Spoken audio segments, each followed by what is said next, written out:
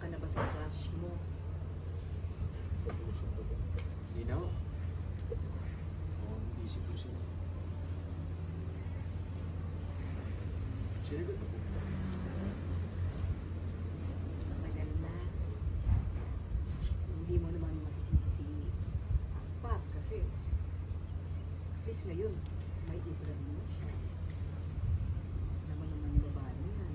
May hindi magsulo ng problema. Kasi, naagal mo. Ay, umuwi ka tuloy ng Pinas ng talunan.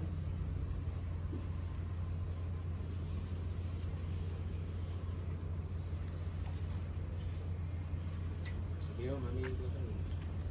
Kita-kits na lang po tayo sa Philippines. Kaya ano, babantayan ko yung relasyon. Tapos, i-text ko sa'yo pag ready na sila. Ingat ka, ha? Sige po. Voice over. Ngayon lang kita nakitang masaya.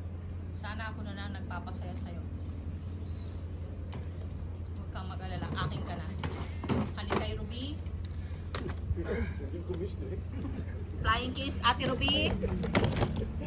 Siya pala may gusto. Cut.